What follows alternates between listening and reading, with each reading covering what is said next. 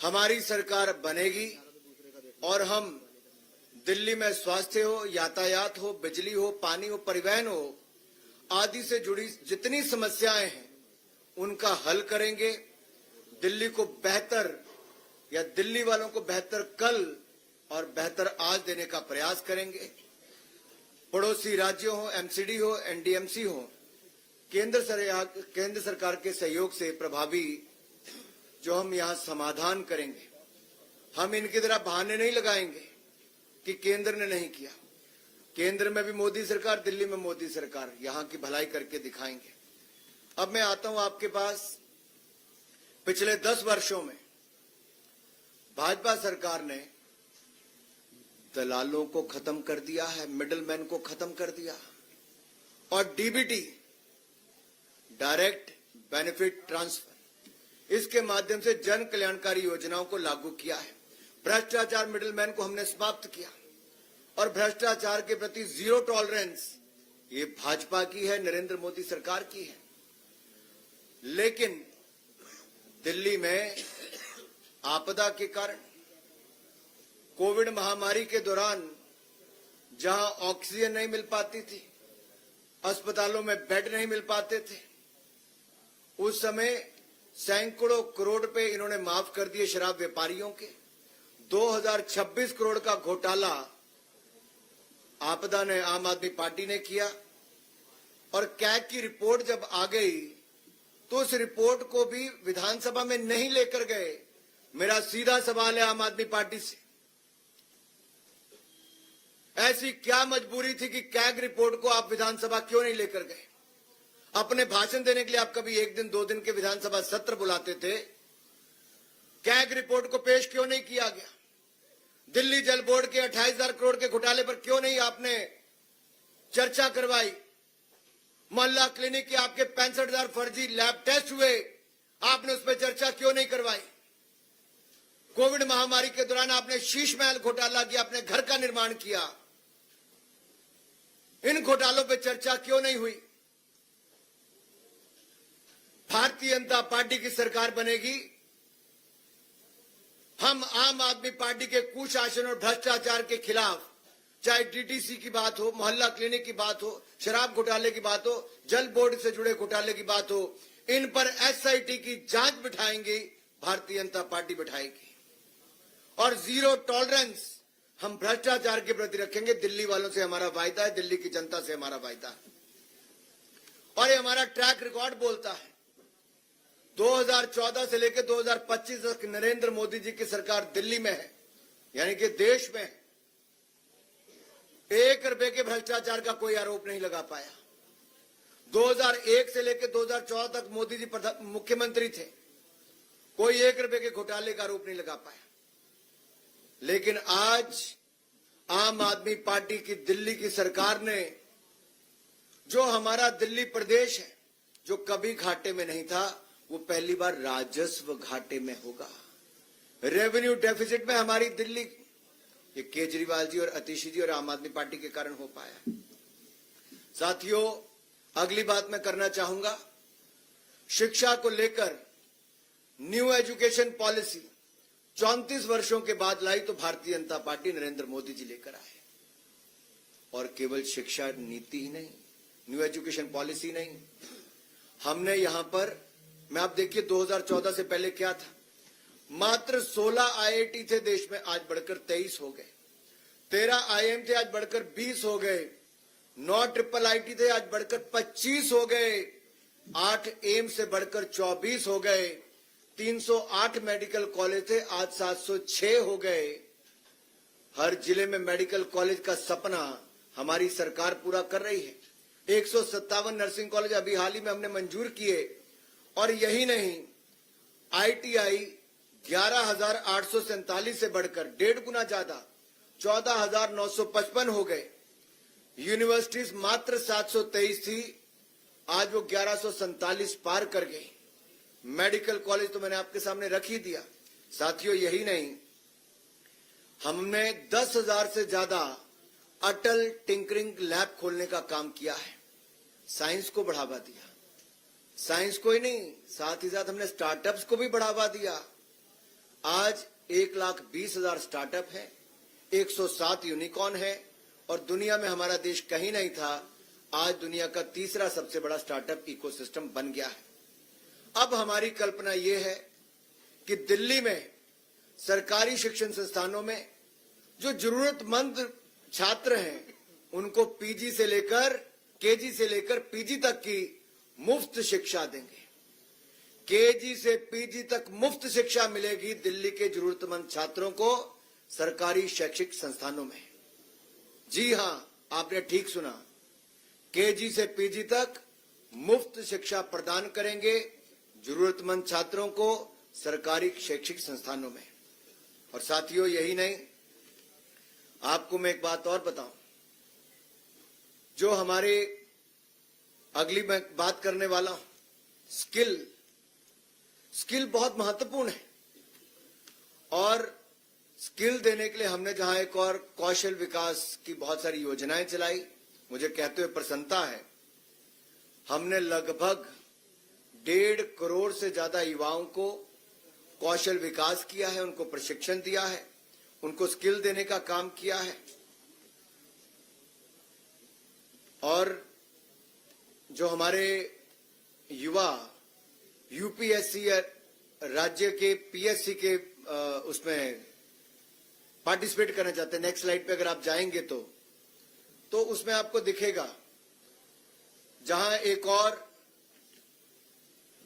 जरूरतमंद छात्रों के लिए यूपीएससी और राज्य पीएससी के लिए हमने तैयारी के लिए विभिन्न माध्यमों से सहायता प्रदान की है। भारतीय जनता पार्टी के गुजरात राज्य हो, मध्य प्रदेश हो, उत्तर प्रदेश हो, यहां मैंने बहुत सफल योजनाएं चलाई। और साथ लगते अगर आप हरियाणा में भी देखेंगे, हमारे राज्य की जो एचपीएससी है या फिर यूपीएससी की परीक्षाओं की तैयारी करने वालों के लिए हमने एक मुश्त वित्तीय सहायता प्रदान की है।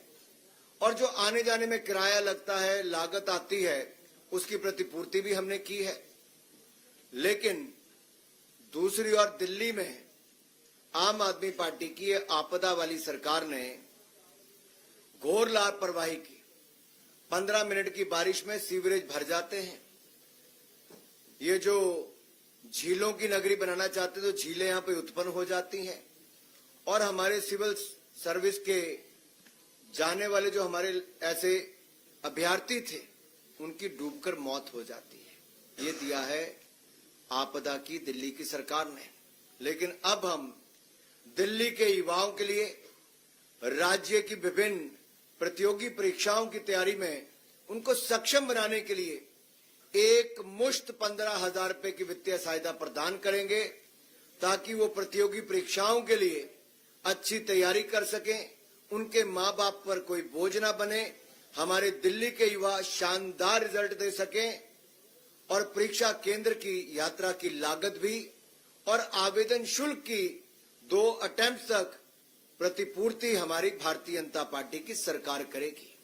ये वायदा है हमारा दिल्ली के युवाओं से। और दिल्ली के युवाओं से कहता हूं, ये मोदी की गारंटी है जिसकी पूरा होने की भी पूरी गारंटी है। अगला मैं आपके सामने रखना चाहूंगा, हमारे अनुसूचित जाति वर्ग के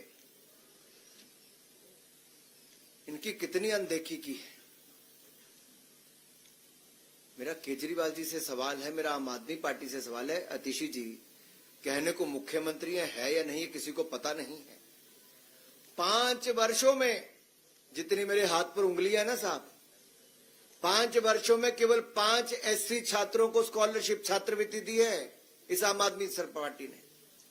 आपदा सरकार ने 5 सालों में केवल 5 एससी छात्रों को छात्रवृत्ति प्रदान की है, केवल 5। इन्होंने तो कहा था एससी समाज से हम उप मुख्यमंत्री बनाएंगे। बनाया क्या? 5 नहीं 11 साल बीत गए। लेकिन भारतीय जनता पार्टी की जहां जहां सरकारें,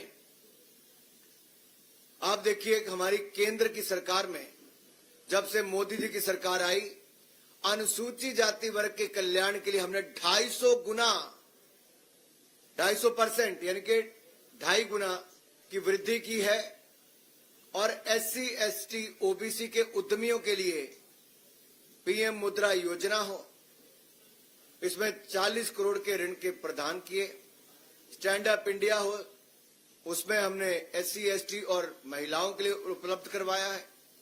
और SC छात्रों के लिए नरेंद्र मोदी जी की सरकार ने 34 लाख से अधिक SC छात्रों के लिए, शेड्यूल कास्ट कम्युनिटी के मेरे अनुसूचित जाति वर्ग के भाइयों बहनों के लिए 3,546 करोड़ रुपए की छात्रवृत्ति प्रदान की है। कहा आपदा सरकार के 5 लोगों को, 5 SC छात्रों को दिया, और दूसरी ओर हमने 34.5 लाख SC छात्रों को 3,546 करोड़ रुपए की स्कॉलरशिप प्रदान की है। Yes, you have heard it right. 34.5 lakh SC students have got 3,546 crore rupees of scholarship from the Narendra Modi government. And the Gujarat government provides to the SC students who are getting training in the ITI colleges 400 rupees per month as a stipend. और मैं आज जो कहने वाला हूं अपने दिल्ली के सभी वरिष्ठ नेताओं के साथ, अध्यक्ष जी के साथ, रामवीर जी के साथ और बाकी नेताओं के साथ, कि हम दिल्ली में तकनीकी और व्यावसायिक पाठ्यक्रमों के जो हमारे छात्र छात्राएं हैं उनके लिए स्टाइपेंड योजना कर शुरू करेंगे। किसके नाम पे? डॉक्टर भीमराव अंबेडकर स्टाइपेंड योजना होगी, जिसके अंतर्गत हम ITI और स्किल सेंटर पॉलिटेक्निक आदि में पढ़ रहे हमारे अनुसूचित जाति के विद्यार्थियों को 1,000 रुपया प्रति माह स्टाइपेंड देंगे। जी हां, 1,000 रुपया प्रति माह स्टाइपेंड शेड्यूल कास्ट कम्युनिटी के अपने भाई और बहनों के लिए जो ITI स्किल सेंटर पॉलिटेक्निक में पढ़ रहे हैं, उनको दिल्ली में हम देंगे हमारी सरकार बनने के बाद। जो आपदा सपनों में नहीं सो सकती, एक कल्याण बोर्ड की स्थापना की है, जिसके तहत ड्राइवरों को पेंशन, उनके उपचार यानी कि चिकित्सा उपचार के लिए वित्तीय सहायता प्रदान की जाती है, उनके बच्चों को छात्रवृत्ति दी जाती है। लेकिन अगर आप दिल्ली में देखें तो आज से 11 साल पहले ऑटो के पीछे अपनी फोटो लगाने का काम तो इन आपदा वालों ने किया था, वो आज तक फोटो ही लगाते हैं। ऑटो वालों के लिए कुछ नहीं किया इन्होंने, कल्याण बोर्ड की स्थापना नहीं की आपदा वालों ने, और आपदा वालों ने ऑटो टैक्सी ड्राइवरों के लिए 2025 से अब तक कोई कल्याणकारी योजना नहीं लॉन्च की। और मेरी खुली चुनौती अरविंद केजरीवाल जी से, अगली बार मीडिया के सामने आए तो जवाब दें, क्यों उन्होंने SC समाज के हमारे विद्यार्थियों के लिए क्यों केवल 5 बच्चों को स्कॉलरशिप दी, और क्यों ऑटो टैक्सी ड्राइवर वालों के लिए कल्याण बोर्ड स्थापित नहीं कर पा पाए, क्यों कल्याणकारी योजना नहीं करवा पाए। अगर अरविंद केजरीवाल जी को चेहरा दिखाने का इतना शौक है तो जवाब दे, मुंह खोलें, इन सवालों का जवाब दें। कल्याणकारी योजना क्यों नहीं शुरू की ऑटो टैक्सी वालों के लिए? आज हम मोदी जी की गारंटी यहां देकर जा रहे हैं आप सबके सामने। ऑटो और टैक्सी ड्राइवरों के लिए हम auto taxi driver welfare board बनाएंगे, कल्याणकारी बोर्ड बनाएंगे, और इसका गठन करने के बाद हम 10 लाख रुपए तक का जीवन बीमा और 5 लाख रुपए तक का दुर्घटना बीमा हम अपने टैक्सी ड्राइवर और ऑटो वाले भाइयों को देंगे, उनके बच्चों को प्रदान होगा। कहीं ईश्वर ना करे कोई ऐसी घटना घट जाए कि किसी की जान चली जाए, तो उनके परिवार वालों को 10 लाख रुपए तक का जीवन बीमा मिल जाएगा, 5 लाख रुपए तक का दुर्घटना बीमा मिलेगा। और आपने देखा है प्रधानमंत्री मोदी जी ने सुरक्षा बीमा योजना और जीवन ज्योति बीमा योजना, PM सुरक्षा बीमा योजना, PM जीवन ज्योति बीमा योजना, ये देश भर के करोड़ों लोगों को दी है। अब दिल्ली वालों को भी इसका लाभ मिलेगा। उच्च शिक्षा प्राप्त करने वाले टैक्सी ड्राइवर और ऑटो वालों के ऐसे बच्चों को स्कॉलरशिप भी दिल्ली की भारतीय जनता पार्टी की सरकार देगी। और रियायती, क्योंकि आपको देखिए ऑटो का हो टैक्सी का हो, आपको इसकी इंश्योरेंस करवानी पड़ती है, और इंश्योरेंस का जो बीमा है या प्रीमियम है वो हम उस पे भी रियायत देंगे, यानी कि आपकी जेब पर उसका भी बोझ नहीं पड़ेगा। अगला अगर आप देखिए, जो मैं आपको अगली स्लाइड पे लेके जाने वाला हूं, पंडित दीनदयाल उपाध्याय जी का ये पार्टी है हमारी भारतीय जनता पार्टी, उनका कार्य हम लगातार करते आए। प्रधानमंत्री मोदी जी के नेतृत्व में जहां एक और भारत दुनिया के 10वें नंबर से आज दुनिया की 5वीं बड़ी अर्थव्यवस्था बन गया। अगले 3 सालों में हम दुनिया की तीसरी बड़ी अर्थव्यवस्था बन जाएंगे।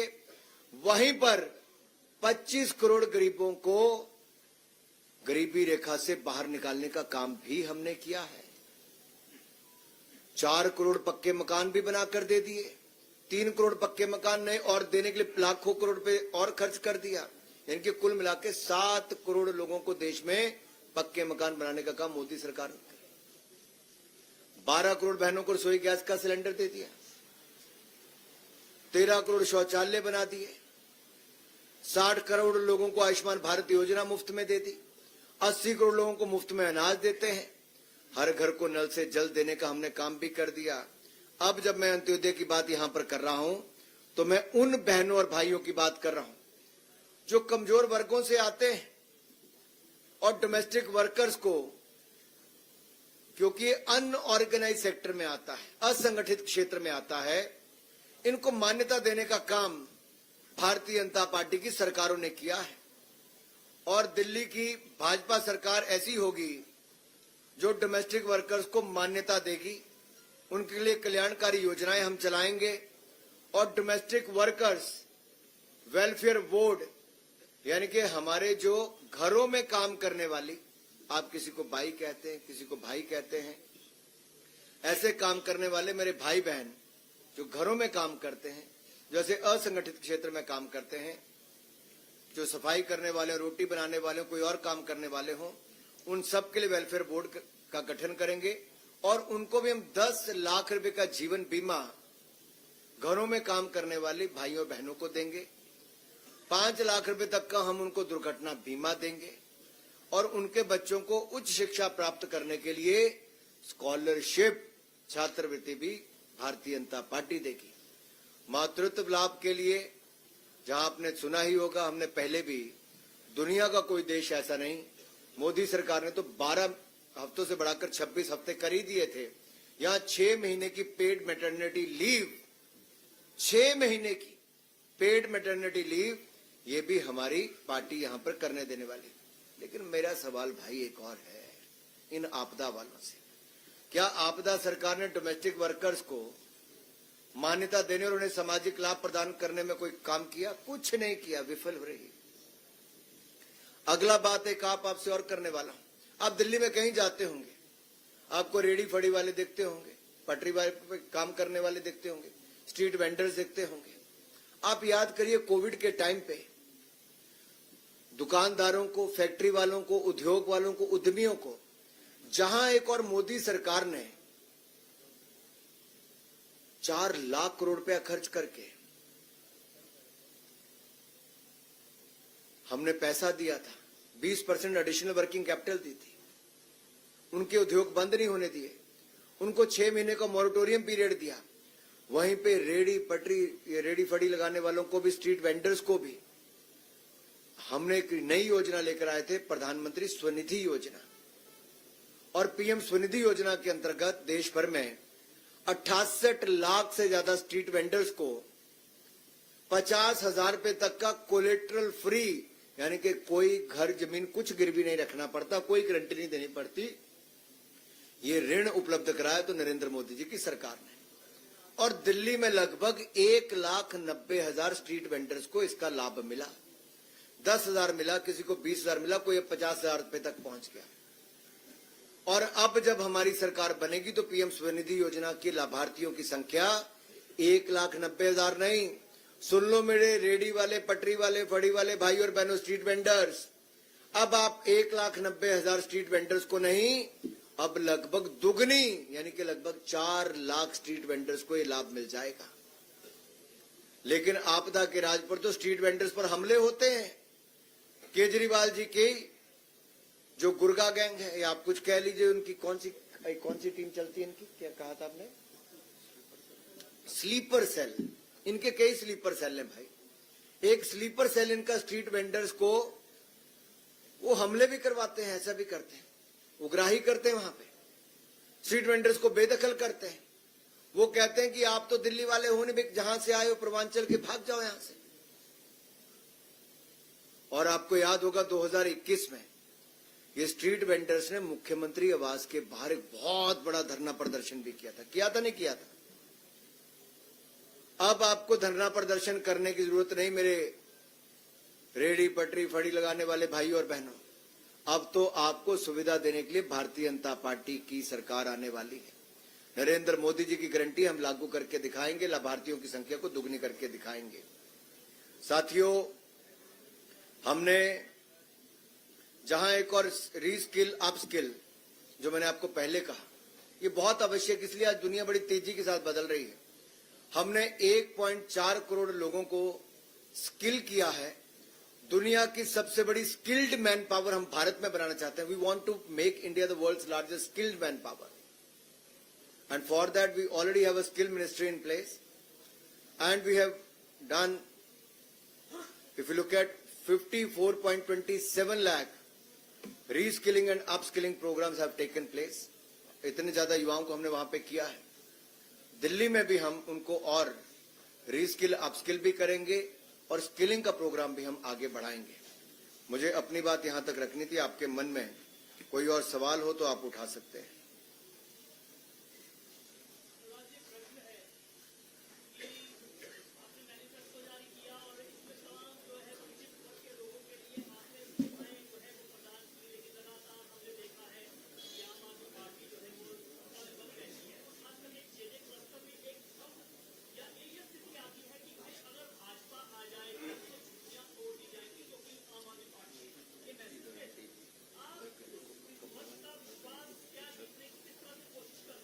मैं आपका आभारी हूं, आपने सवाल पूछा भाई।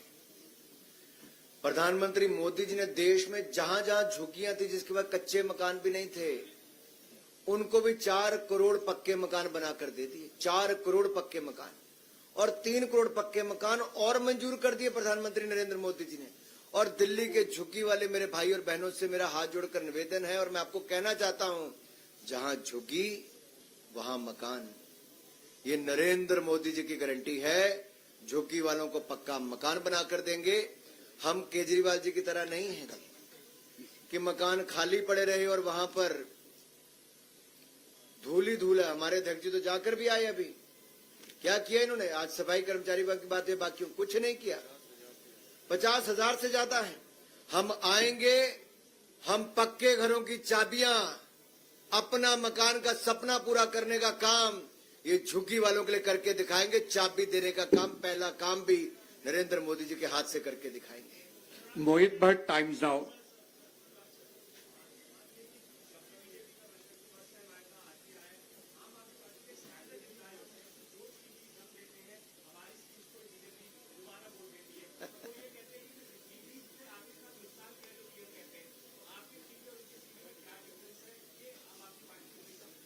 फर्क एक है, आम आदमी पार्टी की घोषणा होती है, होता नहीं। भाजपा जो कहती है वो करके दिखाती है। संकल्प से सिद्धि तक लेकर जाती है, गारंटी पूरा करके दिखाती है। और मैं आपको एक बात यहां पे कहूं, मैंने जो सबसे पहला कहा, डीबीटी, अगर आप यूपीए की सरकार का समय देखेंगे तो उनके समय लीकेज होती थी। ऐसी बेटियां जो पैदा नहीं हुई, उनको शिक्षा के पैसे भी मिल गए, उनके शगुन के पैसे भी मिल गए, उनकी मृत्यु पे भी उनके घर वालों को या उनके घर वालों को मरे तो विधवा के पैसे भी मिल गए। ऐसा फर्जी आंकड़े कांग्रेस की सरकार के समय और आम आदमी पार्टी के समय चलते हैं। लेकिन भाजपा ने, हमने आधार कार्ड भी खुला दिया, बैंक खाते भी खुलाए और डायरेक्ट बेनिफिट ट्रांसफर भी, डीबीटी भी करके दिखाया। हमने जो कहा वो करके दिखाया। ट्रैक रिकॉर्ड, ये भाजपा का ट्रैक रिकॉर्ड कहता है कि मोदी जो कहते हैं वो करके दिखाते हैं। नीरज पांडे जी।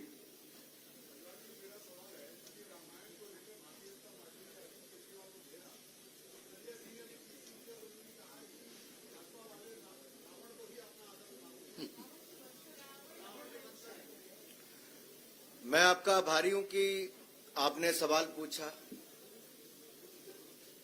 कुछ लोग चुनावी हिंदू होते हैं, एक्सीडेंटल हिंदू होने का काम भी करते हैं, और शायद उनको ये भी नहीं पता कि सोने का हिरण बनके रावण नहीं, राक्षस मारीच आए थे। और शायद ये वही लोग हैं आपदा वाले जिन्होंने दिल्ली के स्कूलों की ये हालत खड़ी कर दी है कि क्लास 9वीं की कक्षा के 1 लाख से अधिक छात्र फेल हो गए। 1 लाख से अधिक छात्र केवल 9वीं कक्षा के फेल हो गए। 2021-22 में ये 28,531 छात्र फेल हुए थे, जो आंकड़ा बढ़कर 1 लाख फेल हो गए पिछले साल। अगर गलती से आम आदमी पार्टी की सरकार बनी तो आप सोचिए आंकड़ा कितना बढ़ जाएगा। जो कहते थे कि 500 नए स्कूल खोलेंगे, मैं आपके सामने पूछता हूं, अरविंद केजरीवाल जनता के सामने आकर बताएं कहां खोले 500 नए स्कूल। जो कहते थे 20 नए कॉलेज खोलेंगे, क्या एक भी नया कॉलेज खुला है? इनकी अपनी भी शिक्षा और ज्ञान अधूरा है और दिल्ली के बच्चों को भी ना पाठशाला दी, मधुशाला दी, आप ना कॉलेज दिया, ना सही ज्ञान दिया और फेल होने पे मजबूर किया। और कक्षाओं के निर्माण में भी 1300 करोड़ रुपए का घोटाला, 1300 करोड़ रुपए का घोटाला। ये दिल्ली विजिलेंस डायरेक्टरेट की रिपोर्ट के आधार पर मैं कह रहा हूं, 1300 करोड़ रुपए का घोटाला ये आपदा ने किया है, आम आदमी पार्टी की सरकार। आप पूछिए, आप पूछिए।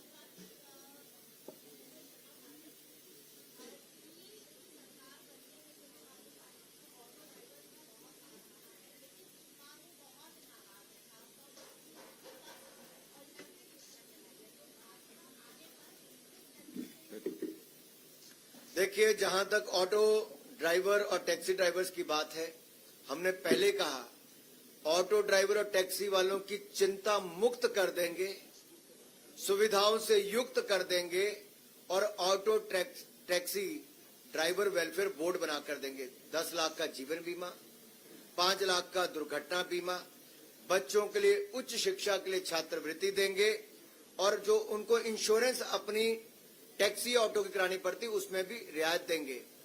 यही नहीं, अगर उनकी कोई और समस्या भी होगी तो उनका समाधान भी भारतीय जनता पार्टी करके देगी। संजय जी, इंडिया न्यूज और फिर हेमंत जी।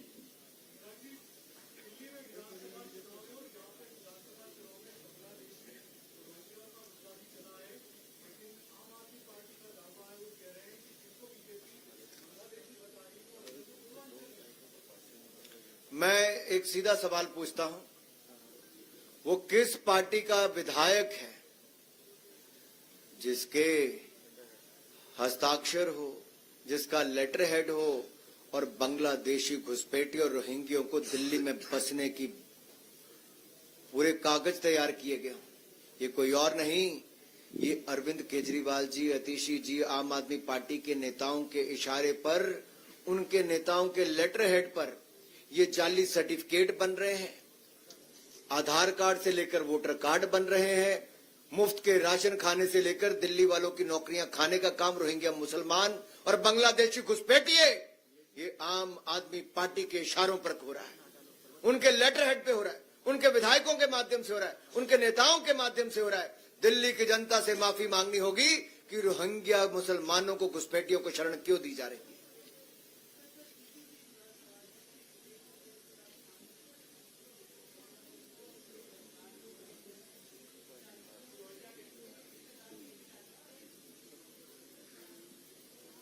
सिख समुदाय का जो गौरवशाली इतिहास है, एक और उसका उदाहरण दिखता है जब प्रधानमंत्री नरेंद्र मोदी जी साहबजादों की शहादत पर वीर बाल दिवस पूरे देश भर में मनाते हैं। अफगानिस्तान में जब संकट आता है, तालिबान का राज आता है, तो कई बार विशेष जहाज भेजकर गुरु ग्रंथ साहब हो, सिख परिवार हो, उनसे जुड़ी हुए लोग हों, सबको सुरक्षित यहां पर लेकर आते हैं और सरदार हरदीप सिंह पुरी जी, भारत सरकार के मंत्री और भाजपा के नेता, सब उनको रिसीव करके लाते हैं। नेहरू जी ने तो हमारे बड़े गुरुद्वारे पाकिस्तान में छोड़ दिए, लेकिन नरेंद्र मोदी जी की सरकार आई तो हमने करतारपुर कॉरिडोर बना कर दिया और यही नहीं, हमने हेमकुंड साहब तक रोपवे बना कर दिया। लेकिन जो कांग्रेस जिसने 1984 के सिख दंगे करवाए थे, जिनके बड़े बड़े नेताओं के कत्लेआम में हाथ पाया गया, एसआईटी की जांच भी अगर सिख दंगों पर, 1984 के दंगों पर कराई तो नरेंद्र मोदी की सरकार ने कराई। और यही नहीं, हमने गुरुओं के 550वां प्रकाशोत्सव गुरु नानक देव जी का, 400वां गुरु तेग बहादुर जी का पूरे धूमधाम से देश और दुनिया में नरेंद्र मोदी की सरकार ने मनाया। कांग्रेस ने सिखों के दंगे कराए तो अरविंद केजरीवाल की पार्टी ने और उनके नेताओं ने सिखों को नीचा दिखाने का काम किया। इतने गंदे शब्द सिख समुदाय पर बोले गए। किससे मिलाने का काम किया? घुसपैठी और रोहिंग्यों के साथ, बांग्लादेशियों के साथ। आम आदमी पार्टी को इसका खामियाजा भुगतना पड़ेगा। सिख समुदाय कभी माफ नहीं करेगा। एक अंतिम क्वेश्चन।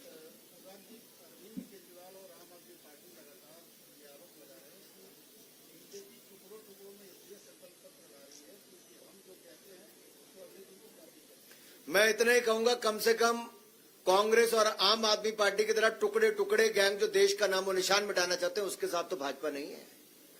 हम तो उनके खिलाफ है, टुकड़े टुकड़े गैंग के। और अगर इलेक्शन कमीशन के मॉडल कोड ऑफ कंडक्ट के अनुसार आप जो नियम के अनुसार जो घोषणा, जो संकल्प पत्र, जो मैनिफेस्टो जब लाने ला सकते हैं, हम तो नियमों के अंतर्गत चलने वाले, तो नियमों की धज्जियां उड़ाने वाले साहब। और हम तो जो कहते हो करके दिखाते हैं, ये तो झूठे वायदे करके जाते हैं।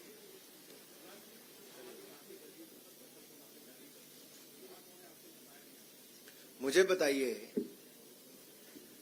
ये जो आम आदमी पार्टी का कोई दुल्हा है क्या? मेरा सवाल ये है, कौन है दुल्हा उनका? अरविंद केजरीवाल जी जब मुख्यमंत्री थे तब इनके 15 विधायक जेल गए, इनके 8 मंत्री जेल गए, इनका उप मुख्यमंत्री जेल गया, इनका मुख्यमंत्री जेल गया, इनका सांसद जेल गया। और जेल से सरकार चलाकर जब काम कर रहे थे तो सुप्रीम कोर्ट ने कहा, कोर्ट ने कहा, क्या कहा कि अरविंद केजरीवाल जी, ना आप मुख्यमंत्री कार्यालय जा सकते हो, ना आप कोई फाइल साइन कर सकते हो, ना निर्णय ले सकते हो, ना शराब से जुड़ी हुई कोई फाइलों को देख सकते हो। अगर आप कुछ कर ही नहीं सकते तो क्या जेल से चलने वाली सरकार तो दिल्ली वालों को नहीं चाहिए? क्या ये कट्टर बेईमानों की पार्टी में एक भी ईमानदार नहीं बचा जिसका चेहरा ईमानदारी वाला हो? दिल्ली के शहंशाह कहने वाले, दिल्ली के महाठग, उनके पास एक भी ऐसा ईमानदार व्यक्ति नहीं है क्या? सवाल ये खड़ा होता है। उनके पास नहीं है। भारतीय जनता पार्टी ने अगर गुजरात में सरकार बनाई, मध्य प्रदेश में बनाई, राजस्थान में बनाई, त्रिपुरा में बनाई, हरियाणा में बनाई, उड़ीसा में बनाई, हर जगह भारतीय जनता पार्टी के कार्यकर्ता ही वहां का मुख्यमंत्री बना और साफ ईमानदार छवि का व्यक्ति मुख्यमंत्री बना। धन्यवाद, धन्यवाद, नहीं, इससे धन्यवाद।